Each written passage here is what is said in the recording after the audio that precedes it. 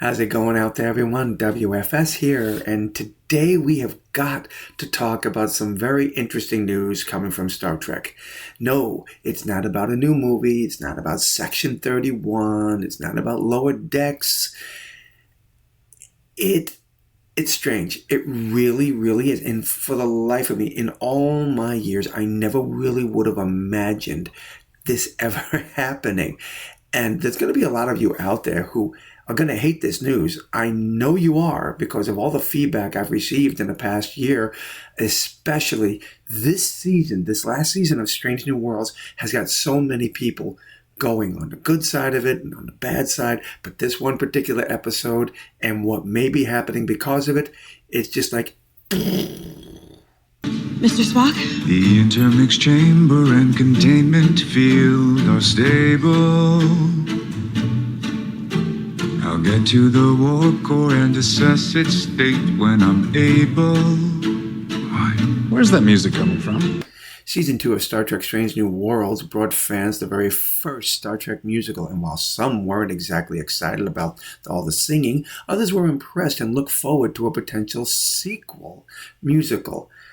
Apparently so much so that Akiva Goldsman feels the episode could be successful on Broadway stage, telling Trek Movie that the possibility is being explored. How much has been explored, though? We probably won't know anytime soon, as Goldsman says. They're in the very early stages.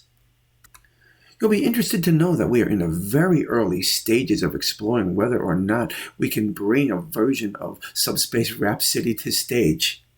Why have you...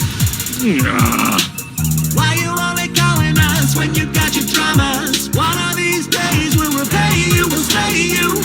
Come on, people, aren't you ready to go see the Klingon boy band on stage? It's going to be epic.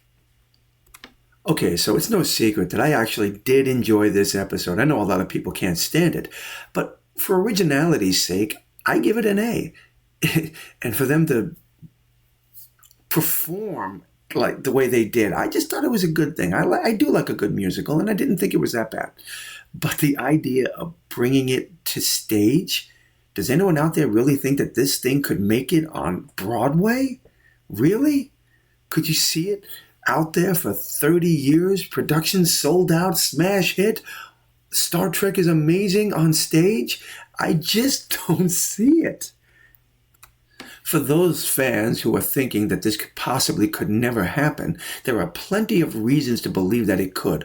Once upon a time, no one thought musical episodes of Star Trek would never happen, and here we are.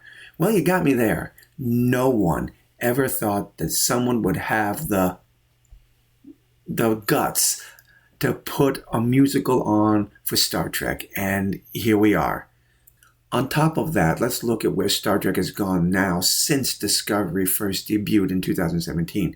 We have a Rick and Morty type of animation with Star Trek Lower Decks, which is a hit or miss for me. I mean, really, I don't get a lot of the humor on that. The first Star Trek series that wasn't about a captain with Star Trek Prodigy, and a streaming movie that's about the clandestine agency Section 31, or as I've said before, more of a Quentin Tarantino-style movie that has really absolutely nothing to do with Star Trek, with the exception of the title. That was once upon a time something that wasn't allowed to be discussed. So, is a Star Trek Broadway musical really outside the realm of possibility? Honestly, I wouldn't be a bit surprised if the musical doesn't come to Broadway. I would.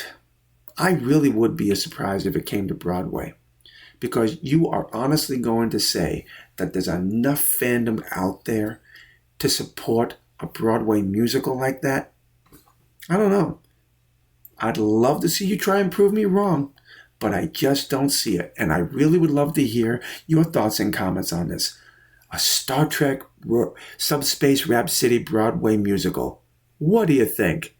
I can't wait to hear your comments on this one. Drop those comments below and let me know. And until the next time, my friends, God bless.